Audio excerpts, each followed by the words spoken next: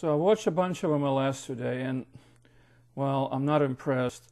Not quite as unimpressed as I was while watching Trinidad and Tobago beating the United States. And of course, it all comes down to that. How good is MLS? What does it do? What does it not do?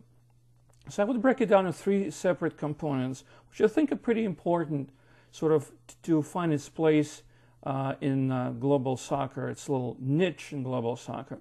First of all, let's look at the individual players. Now, right now, and I saw Houston against Kansas City, and I saw Atlanta against Columbus. First of all, there are a lot of players in MLS that are not American citizens. But these players come from different backgrounds in different leagues. Some come from North America, some from, well, North America would be kind of America, but CONCACAF. Some come from South America, some come from Europe, and none of them are on the same page or is on the same page. And that really goes to the tactical understanding of the game in MLS. In other words, if you look at any European team, not just a big European team, sort of a, League One, League Two, Championship, EPL, Bundesliga 1, Bundesliga 2. Teams have a design. They know what they do, and they know when they do it. In other words, if there's a team with a target striker, they send high balls into the box. If the team with creative midfielders, they try to pass it in a little tiki-taka. MLS has no idea. I mean, some players could probably play tiki-taka, at least a poorest version of tiki-taka. Some could probably play powerball, but not lottery powerball. But they're not on the same page. So sometimes, it doesn't look bad in instances. Sometimes an individual player can perform a little, excuse me, but overall, it doesn't exist. Overall, the left hand does what the left hand does, and the right hand does what the right hand does, and there's really no connection. That's a problem. That's a big problem. Because that's the reason why if you field a national team full of MLS players, you're going to have trouble putting together a coherent plan. And certainly Bruce Arena proved that he had trouble putting together a coherent plan. Number two is that each player is not very tactically, let's go technically adept. Now, what does technically mean? Well, the ball comes into you, you can settle it. Can you settle it? Or maybe the ball bounces 20 feet away. What about if you're a defender and you're right in the middle, you're a central defender like Matt Besler. Can you distribute the ball? Can you get it to somebody besides the player immediately in front of you? No, that usually isn't the case. Now you can punt it long and then have somebody go out and get it. So can you dribble past an opponent? Do you know how to set up a cross? No. So overall, the talent level, the technical talent level is very low. Now, add that to what I just discussed before, that they don't know what to do tactically. And the whole game plan falls apart.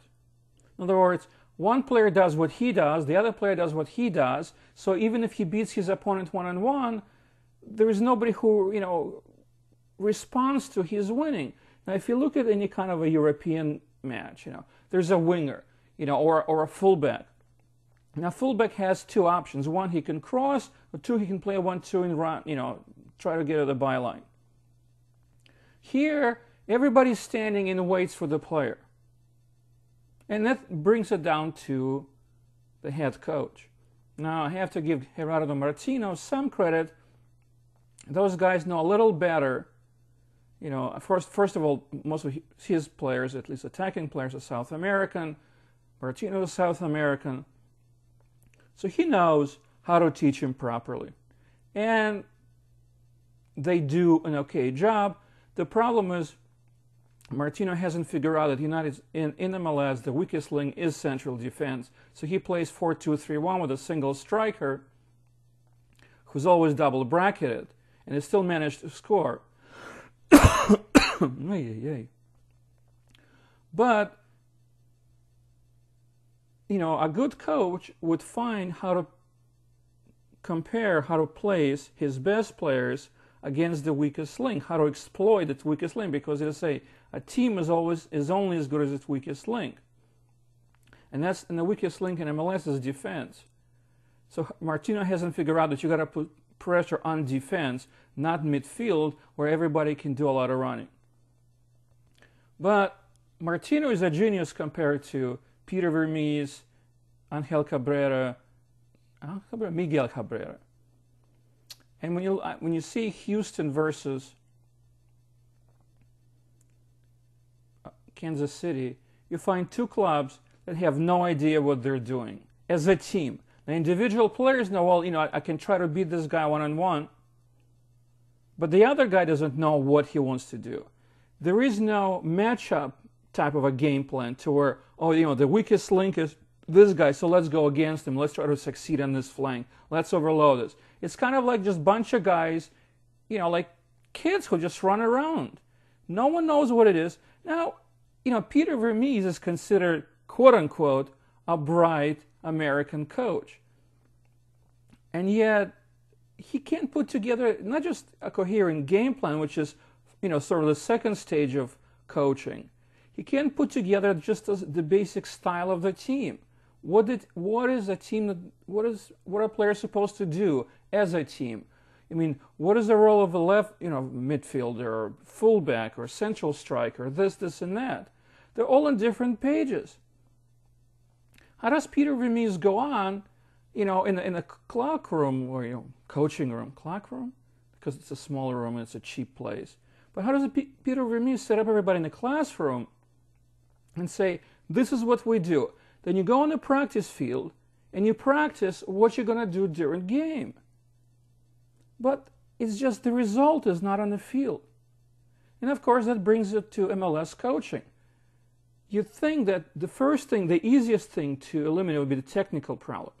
If a player can complete a pass over 30 yards, give him the bleeping ball, have him practice 30-yard passing. I mean, you have, full year to do it, full career. Go out and hit the ball. When I was a kid, I remember reading this book about a badminton player. Most of you know what badminton is. You hit badminton. And there was some sort of a, great world champion from like Sri Lanka or something. And the guy could practice hitting the, that little thingy, whatever it's called, cock shuttle, for like hours at a time. And he was so good, he could pretty much place all of his serves into 1 foot wide corner. I mean, that's fantastic quality. These guys, have their careers to develop skills, but they can't place the ball, anywhere near their target, unless it's just like a long punt, which is, a kickoff, in the neighborhood. They can't dribble, and they can't move into space. And so you wonder, what is MLS coaching about? Because it just doesn't exist on the same level with other teams. So now you compare with any sort of a decent international squad, it could be Switzerland, which is like mid-table, now they're high in the ranks. We can take like even Hungary or Sweden or Norway. Those guys kind of know their X's and O's. They know what to move. They know how to break out the field in little different squares to where you want to have no players in this one, but you want to have 3 players in this one. You want to move along as a team. There's a combined movement. It's like in the military. You have tanks, you have infantry, and they all move together. You don't move tanks one side and infantry the other side, and then maybe you're going to have air power come in whenever the air power feels like. Although that was like pretty much United States military in World War II, but that's a different story. But what you're seeing with MLS, and I know some people talk about American exceptionalism, but American exceptionalism is also understanding when exceptionalism is a shortcoming and how to eliminate the shortcoming, how to get better at what you do. And the coaching seems to be just completely bereft of that motivation. And it's not just, lack of relegation or what have you. It's just that they're comfortable in where they are and they don't need to improve. There is no money in wanting to improve. There is no money in getting to the point of improvement. And that's why you see this kind of performance. Now, hope, is there a hope?